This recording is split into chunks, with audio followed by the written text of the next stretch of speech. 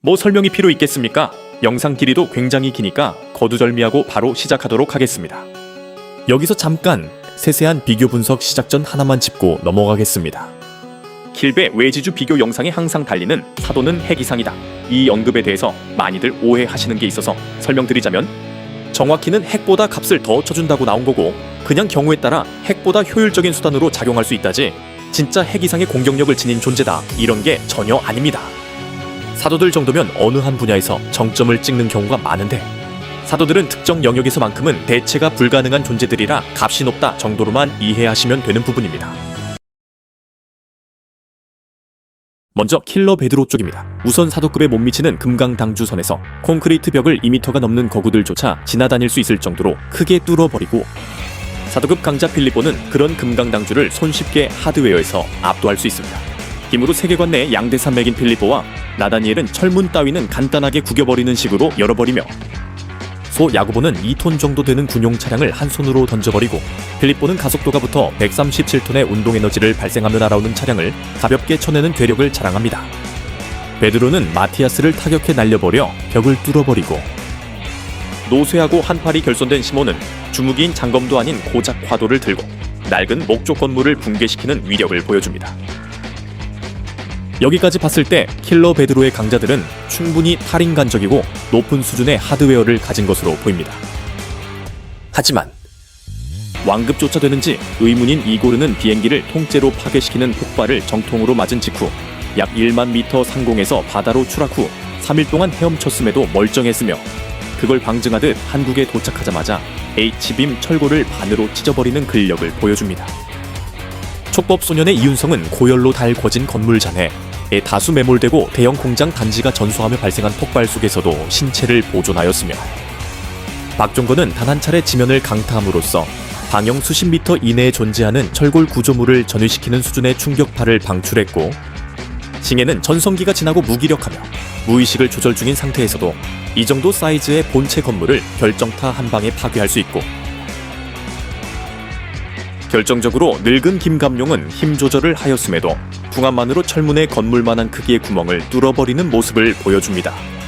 저런 위력의 공격들을 주고받으며 때로는 노딜, 때로는 탱킹, 때로는 단순 기절에서만 끝나는 외모 지상주의 전투원들의 하드웨어는 가히 초월적이며, 총체적으로 고찰해보면 외모 지상주의 전투원들보다 분명히 하드웨어 스펙에서 열세인 나다니엘이 킬러 베드로 내 인류 중 인류로 손꼽히는 사도급 강자를 사망시킬 수도 있으며, 세계관 최강자로 추정되는 베드로조차도 위협할 수 있는 수준의 힘을 가진 것으로 미루어 보아 외모 지상주의 내 최정점에 군림하는 전투원들에게 유효태에 상응하는 수준의 결정타를 허용할 경우 생존 가능성은 극히 희박하며, 실질적으로 즉사에 수렴하는 결과로 이어질 확률이 극도로 높다고 볼 수 있습니다. 그래도 받는다면 내구도를 무시하고 물체를 녹여버리는 각오에 독보류 한정으로 외지주 캐릭터들에게 데미지를 입힐 수 있을 것으로 추정됩니다. 외모지상주의 내에서도 속도와 관련한 묘사는 많습니다. 마이너 완급도 안 되는 쇼는 최소 아음속에서 최대 초음속까지 나가는 화약식 레일건의 못을 정면에서 전부 쳐낼 수 있으며, 김부장과 박진철은 엄폐물이 없는 공간에서 훈련된 군인 5명이 근거리에서 동시에 소총을 난사하였음에도 전부 피해냅니다. 또한 김부장은 신성호를 향해 날아가고 있는 총알 탄두를 단검으로 잘라버릴 수 있으며, 김중훈은 자전거 체인을 채찍처럼 활용해 음속의 속도로 공격하였지만 조폐천은 이것을 전부 피해내고 음속을 극가 취급할 수 있는데, 새로운 월광을 해방한 중군은 저런 조폐천조차도 반응하지 못하는 속도의 공격을 할 수 있습니다. 이것들을 미루어 보아 외모 지상주의 캐릭터들도 순수 육체 속도는 적어도 초음속 이상으로 매우 초인적이고 총기 대응에 있어 엄청난 일가견을 가진 강자임은 틀림없습니다. 하지만 사도급에 못 미치는 유이카는 잔상을 남길 만큼 빠른 속도를 내고, 전성기 시몬은 날아오는 총알을 발도로 잘라버릴 수 있고, 타데오는 총알보다 빠르게 날아가는 레빈의 칼을 여유롭게 잡아버립니다.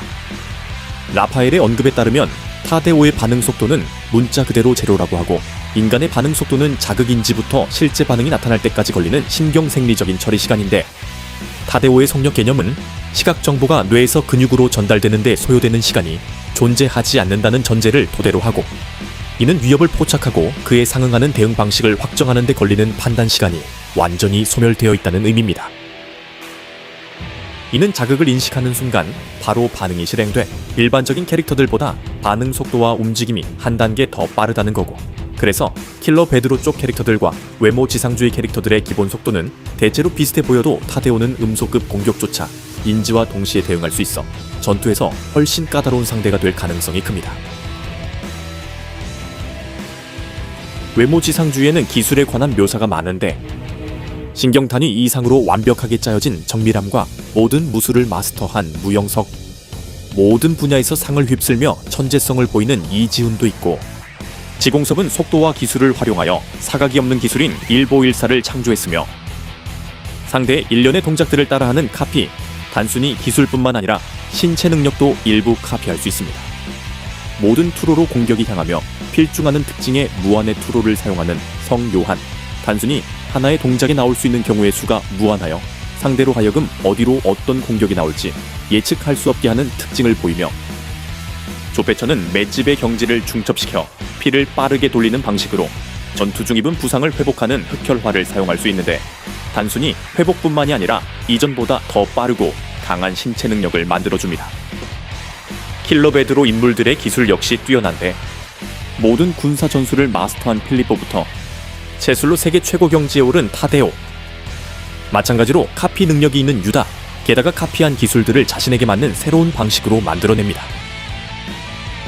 또한 베드로는 맨손 격투와 장검, 단검과 같은 무기술, 심지어는 문어 다리에 불과하더라도 손에 잡히는 모든 물건은 무기로 활용이 가능하며 상황에 따라 필요한 기술을 적재적소에 사용하는 능력이 뛰어납니다. 또한 나다니엘의 말에 따르면 베드로와의 싸움은 여러 명과 싸우는 것처럼 다채롭게 느껴진다고 하는데, 그만큼 많은 경험치로부터 나오는 기술의 다양성과 연계, 전투 센스가 극에 달했다는 의미입니다.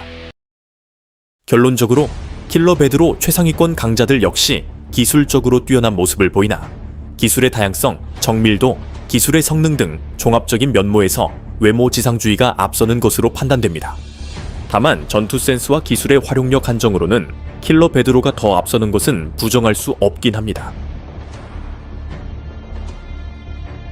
외지주엔 흑골이라는 도검불침의 특성을 지닌 특수한 뼈가 존재하는데, 최소 1세대 왕급 이상으로 추정되는 와타나베 코쿠인의 검조차 통하지 않았으며 준구조차도 일반 검으로는 흑골을 자를 수 없었습니다. 박형석의 무한대의 활로는 극대화된 오감을 통해 상대의 의중을 읽어내고 그 결과 상대의 공격을 미리 알 수 있으며 이를 통해 공격을 피하거나 흘려냅니다. 또한 공격을 피하는 것에 그치지 않고 방어까지 읽어 빈틈을 찾아 공격을 집어넣는 것이 가능하고 상대의 약점도 파악해내는 그야말로 사기적인 특성이라고 할 수 있습니다. 무의식 한정으로 무한 체력도 존재합니다.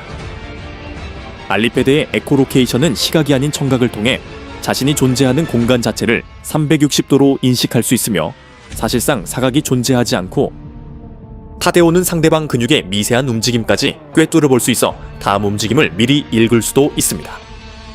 마티아스는 뇌파로 기계 신호를 송출하는 기술인 BCI를 사용하여 드론 형태의 폭탄을 자유자재로 조종할 수 있습니다. 즉, 마티아스의 생각이 곧 드론의 움직임으로 나타나는 것입니다. 드론과 폭탄을 통해 원거리에서 공격이 가능하고 조종 가능한 드론의 수도 절대 적은 수가 아니라 여러모로 까다로운 능력이라고 할 수 있습니다. 다만 오래 사용하면 과부하가 걸려 사용에 제약이 생긴다는 단점은 존재합니다. 안드레아스는 태국 소수 부족 프라사트라 대대로 전해 내려오는 최면 능력을 가지고 있으며, 그 최면에는 백야와 극야가 있는데, 백야는 간단한 손짓을 통해 원격으로 최면을 거는 기본적인 최면이며, 최면에 빠진 상대를 일시적으로 조종할 수 있고 그 수는 한 번에 수천 명도 가능하고, 극야의 경우 상대를 직접 터치하는 것으로 백야보다 더 심층적인 최면을 걸 수 있는데, 상대의 기억과 심층 심리를 조작하여 환각을 만들어내는 원리이며, 그 상태에서 상대를 꼭두각시로 만드는 것도 가능합니다. 극야에 걸리면 깊숙한 내면의 심층을 강제로 조작한다는 특징 때문에 시간 내에 최면을 풀지 못할 시 사망이라는 종착지에 이르게 되고, 극야를 자유로 빠져나오려면 최면을 통해 보이는 환각이 가짜라는 것을 파악할 수 있는 판단력이 있어야 하며, 불에 타는 끔찍한 고통을 견뎌내야 하는 정신력이 요구됩니다. 또한 환각에서 몇 개월가량의 시간을 보내도 현실 시간으론 찰나에 불과했습니다. 외지주의 특성이나 버프도 전투력에 있어 꽤나 사기적이나 킬러 베드로 측엔 진짜 이능에 가까운 능력이 득실거리기에 킬베 쪽의 위로 보입니다. 지금까지 분석한 걸 종합해보면 이 정도로 보이는데, 우선 앞선 분석을 토대로 개인적인 결론을 내려보자면 전반적인 전투력 면에서 외지주 측이 승리할 가능성이 높다고 생각합니다.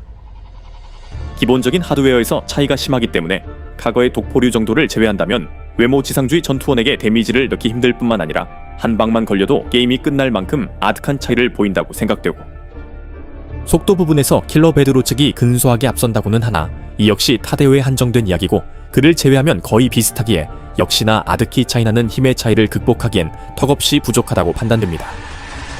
그렇다고 베드로 쪽의 승리 플랜이 아예 없는 건 아닙니다. 안드레아스의 최면 능력 한정으로 외지주 캐릭터들에게 승리할 가능성이 있다고 생각되는데, 단 한 번만 접촉해도 극야라는 최면을 걸 수 있으며 최면을 풀지 못할 시 사망하기 때문에 극야를 성공하기만 한다면 승리 가능성이 있긴 합니다만, 어쨌든 접촉을 해야 되는데 늙감용 풍압 생각하면 접근하는 것 자체에 목숨을 걸어야 할 판이고, 외지주에 엄청나게 많은 새 최자 라인들의 수를 생각했을 때 전부 최면 거는 건 거의 불가능할 것이기에 역시 외지주의 승리 가능성이 더 높은 건 변하지 않을 것 같네요. 이상입니다. 시청해주셔서 감사합니다.